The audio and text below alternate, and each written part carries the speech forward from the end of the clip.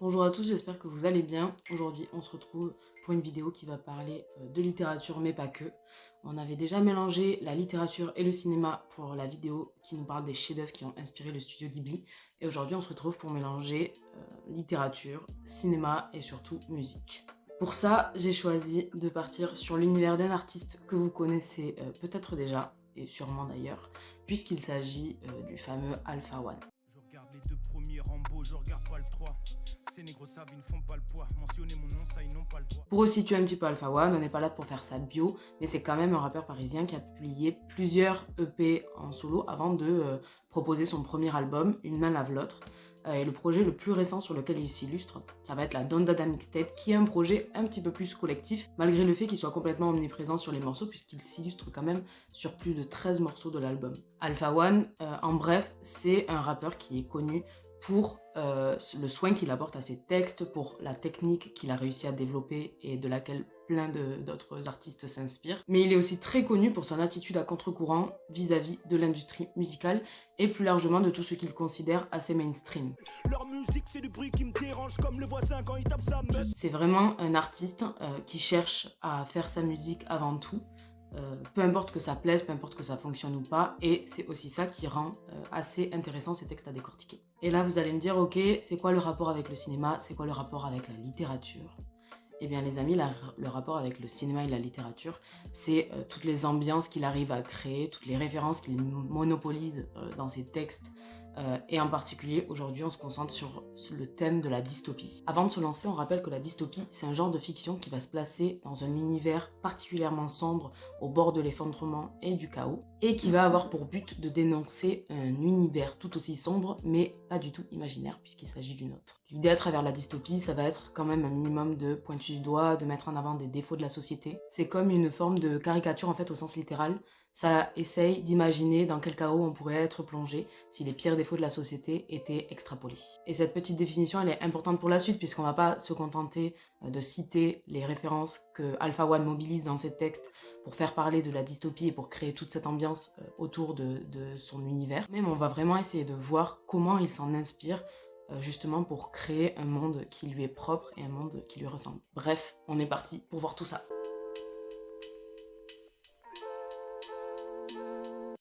Alors, ce qu'il faut savoir avant tout, c'est que même si la dystopie naît dans la littérature, c'est pas le seul genre où elle s'illustre, puisque clairement, elle s'illustre dans le cinéma depuis les années 60 comme le genre de prédilection pour dénoncer la société.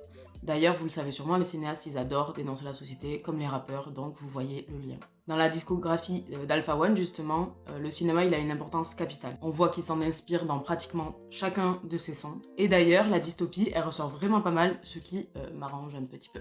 Alors évidemment, toutes les références qu'il va citer, elles vont pas servir à critiquer la société ou à faire des phases de critique sociale en général. Parfois, les références aux films dystopiques, elles ne sont là que pour servir son écriture, servir son rythme, servir ses phases, servir ses rimes. Un peu comme quand il va citer à la va-vite, sans trop mettre de fond là-dedans, Mad Max dans Vortex. On va retrouver un petit peu la même utilisation quand il va nous citer Orange Mécanique dans Kinka.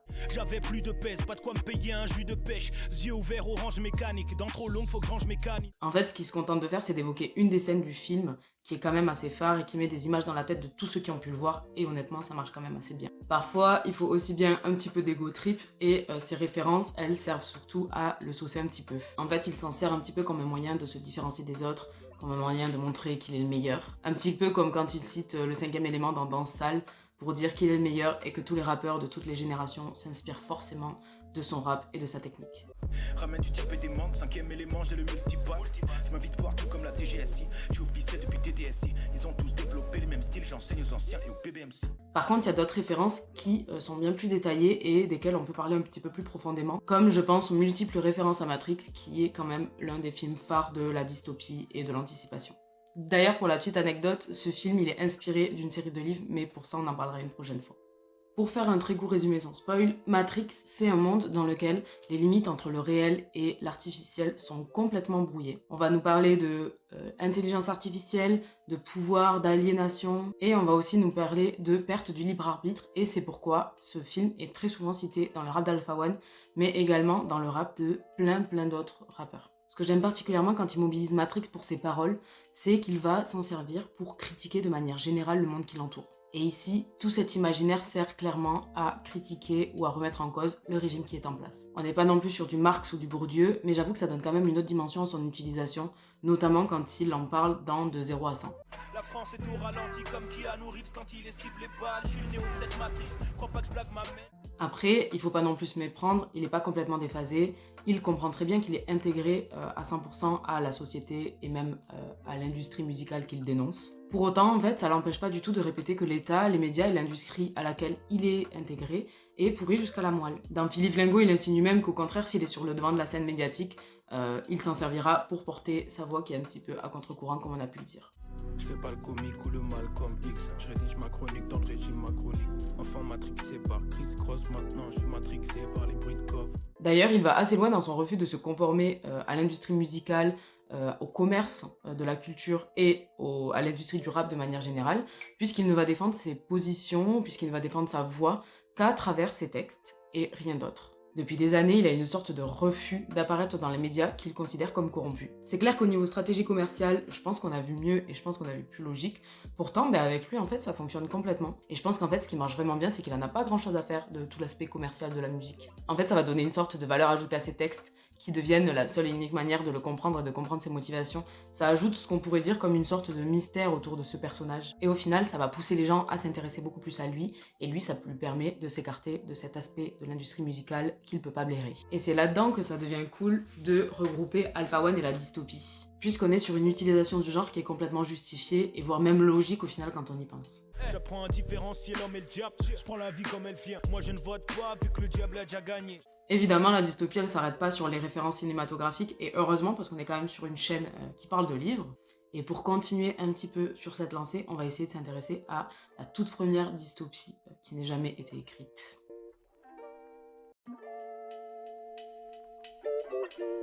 Bon, j'ai menti, je sais pas si on peut dire que c'est de la dystopie à proprement parler pour cette partie-là, mais c'est quand même l'une des figures qui a inspiré le plus grand nombre de ses œuvres.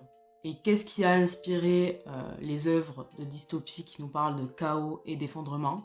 Ça va peut-être être étonnant, mais on va parler des textes saints et de la figure de l'enfer. Alors, je vais pas vous faire un cours de catéchisme, j'ai lu ni la Bible, ni le Coran, ni la Torah avant de commencer cette vidéo, mais la seule chose que je sais, c'est que cette figure de l'enfer qui est assez représentée dans les textes saints et qui a inspiré énormément d'artistes, elle se retrouve à de nombreuses reprises dans le rap d'Alpha One. D'ailleurs, on la retrouve surtout mobilisée quand il s'agit de critiquer notre mère patrie, comme il le dira dans Le Piège. Tu l'appelles mère patrie, je l'appelle damnation. Je te le dis et c'est aussi vrai qu'en enfer, y a pas de glaçon. Il va pas s'arrêter à une figure générale de l'État à critiquer, il va nous parler en détail de racisme, il va nous parler en détail de violence policière, il va nous parler en détail de corruption. En fait, tout ce qui va se rapporter au pouvoir ou à la violence va y passer. Et quand on y réfléchit, cet imaginaire-là, il est complètement exploité dans la plupart des textes saints, et surtout dans le mythe de l'enfer et du péché. D'ailleurs, à travers la relation qu'Alpha il a avec sa propre religion, on en apprend beaucoup plus sur sa relation au pouvoir, à l'argent et aussi au succès. D'ailleurs, dans ses textes, il associe souvent l'argent et la recherche du succès, de la célébrité, au diable et au péché. Le 666 et le 777. Les gars de ma clique, les textes excellents. Les filles faciles, le sexe et le zèle. Il va critiquer sans relâche les détenteurs du pouvoir, les détenteurs de l'influence. D'ailleurs, qu'on parle de l'État, comme on a pu le dire précédemment, mais aussi, par exemple, des GAFAM, tout simplement. Et au final, ce qui rend sa dénonciation complètement légitime, c'est qu'il ne s'arrête pas là, puisqu'il critique lui-même son propre comportement. Et ici, ça se traduit par la critique de sa relation à Dieu, de sa relation à la religion, celle-là même qui l'éloigne du succès à tout prix, de la célébrité, de la starification et de l'argent. Ma vie est flinguée, c'est moi le tireur. Quelle honte, j'ai des petits rêves. Faut que je m'écarte du mauvais chemin et que Dieu les garde. Ouais. Pourtant, ce qui est drôle, c'est que cette simplicité, ce refus du péché, ce refus du matérialisme, ici on comprend le luxe, les grosses voitures, l'argent, etc. Ça l'éloigne complètement de l'univers du rap que tout le monde connaît, que tout le monde saigne. Et au final, en fait, c'est ça qui va participer à l'entourer d'une aura assez mystérieuse, assez mystique, et qui au final l'érige comme une figure célèbre, comme une figure mystérieuse, et comme une figure inatteignable, et en fait c'est ça qui finit par faire de lui une star. Pourtant, il faut quand même dire que ça va pas l'empêcher dans sa relation à Dieu, dans sa relation à ses auditeurs, dans sa relation à sa musique, de rester assez droit dans ses baskets et de continuer à faire les choses comme il l'a décidé et pas autrement. J'ai l'impression que l'enfer est sous mes choses. Je rappe la gloire du matériel, mais je vise le paradis. Est-ce que je maximise mes chances? Si je vous parle des textes saints et de l'enfer, c'est qu'au-delà d'être une œuvre religieuse, c'est aussi une œuvre littéraire. Alors oui, il y a beaucoup de persos secondaires, on va pas se mentir, mais ça reste une œuvre littéraire qui utilise les pires habitudes des hommes pour créer un monde entier sombre et hyper chaotique. Et d'ailleurs, Alpha One il fait pareil et il s'en inspire hyper librement, comme d'autres nombreux artistes qui ont voulu mettre en scène le déclin des civilisations et des sociétés telles qu'on les connaît aujourd'hui. J'espère que je vous ai pas perdu parce qu'on passe tout de suite à la littérature un peu plus moderne.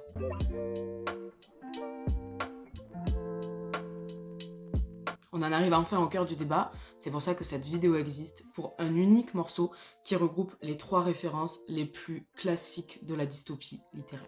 Rien qu'avec le titre, Alpha One, il nous annonce la couleur puisqu'il est directement tiré du roman éponyme qui a été écrit par Ray Bradbury en 1953. Et Fahrenheit 451, ça correspond à la température d'auto-inflation du papier et c'est particulièrement dans le sujet puisque ce livre il se passe dans un monde où la culture, mais en particulier la lecture, est fortement réprimée au point où les pompiers sont devenus les personnes chargées d'exterminer les livres qu'il reste dans toute la ville. Avec un livre qui s'est construit complètement autour du devoir de mémoire et de l'importance de la pensée critique, il fallait s'attendre à ce que ce soit cité dans un son d'Alpha One. Ingénierie 2.0, je suis matrixé par l'Allemagne. Nouveau prototype de missile téléguidé par la maille. C'est chaud ici, 451 Fahrenheit. Ce que j'aime particulièrement dans ce livre et qu'on retrouve beaucoup dans l'ambiance des sons d'Alpha One, ça va être la critique d'un système autoritaire, voire dictatorial dans le livre. Et ce sont des choses qui sont pas tant éloignées de ce qu'on peut observer dans le monde réel, même si évidemment c'est extrapolé. On va aussi voir une description de l'aliénation et une soumission aveugle au pouvoir en place, mais en fait on va pas s'arrêter là et c'est ça qui rend le livre particulièrement intéressant.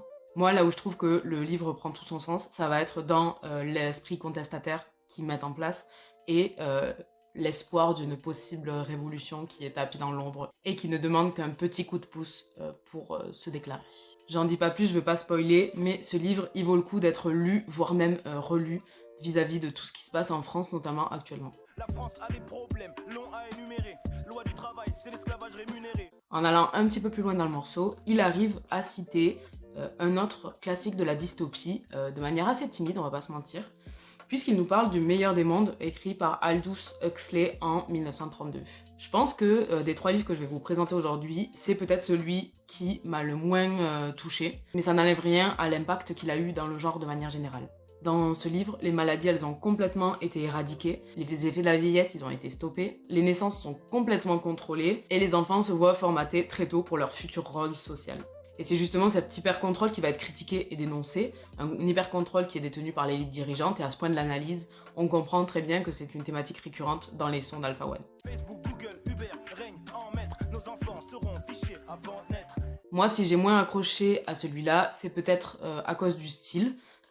Pourtant, ce livre, il aborde vraiment des thématiques qui entrent vraiment en profondeur et qui donnent une autre dimension à la dystopie. On va par exemple parler des dérives des cultes religieux, on va par exemple parler de l'hyper-contrôle génétique, et honnêtement, pour l'époque, c'est vraiment des thématiques qui sont très bien exploitées. D'ailleurs, ce qui fait de ces 3 livres des classiques de la dystopie, c'est l'habileté avec laquelle ils arrivent à proposer des hypothèses qui sont pas tant éloignées de notre présent ou de notre futur proche.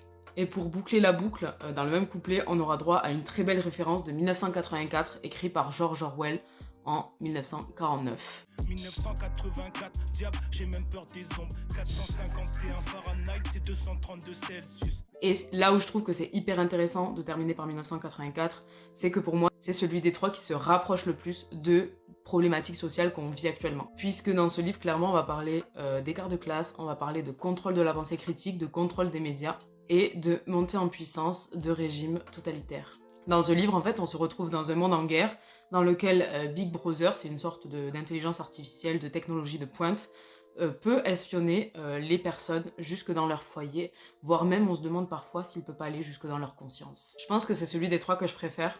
Orwell, il a une manière bien à lui de décrire le monde qui l'entoure et surtout de s'en servir pour créer quelque chose d'assez horrible et d'assez sombre. D'ailleurs, il a aussi écrit La ferme des animaux, que je vous conseille vraiment si vous aimez les satires. C'est quelque chose qui va être un petit peu plus léger, puisqu'on va avoir affaire à une ferme dans laquelle les animaux se révoltent.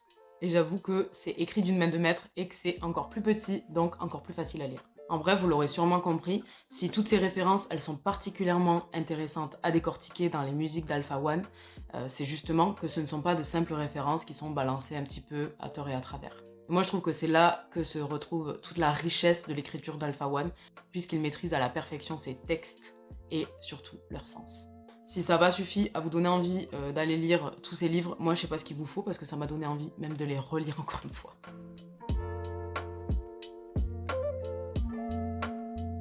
En bref, comme on a pu le voir dans toute cette vidéo, ce qui fait d'Alpha One quelqu'un de légitime à user et abuser du genre de la dystopie, c'est clairement qu'il s'amuse, tout comme elle, à dénoncer absolument tout ce qui l'entoure. Je parle que sexe et mal, je sais que c'est mal. Ce système me gratte comme l'eczéma. Babylone veut me mettre échec et mat. Après, c'est aussi des propos à nuancer. Là, il faut voir un petit peu le genre de la dystopie comme une grille de lecture à travers lequel on essaye de zioter le rap d'Alpha One. Mais la dystopie, en vrai, on peut l'avoir partout si on veut, et pas que chez Alpha One d'ailleurs. Mais c'est toujours intéressant de se rapprocher un petit peu plus des œuvres qui peuvent inspirer les artistes pour mieux comprendre leur univers et pour mieux comprendre leur motivation de manière générale. Moi, j'avoue que j'ai adoré voir comment, que ce soit dans la dystopie ou dans les phases d'Alpha One, on est vraiment à ça de décrire une prophétie qui va finir par se réaliser.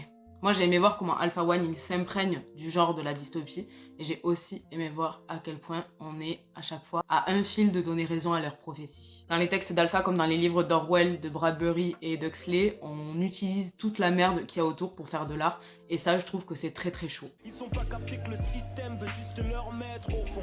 Ils connaissent mieux la justice que leur mère. J'avoue que j'adore voir comment la littérature, elle puise, elle s'inspire, et elle peut influencer les autres arts. Je trouve que ça donne vraiment une autre dimension à la lecture d'œuvres, et encore plus quand ce sont des œuvres classiques. En tout cas, j'espère que vous avez apprécié autant que moi, parce que je compte bien continuer à mélanger la littérature avec plein d'autres trucs. Donc je vous dis merci d'avoir regardé, et à la prochaine.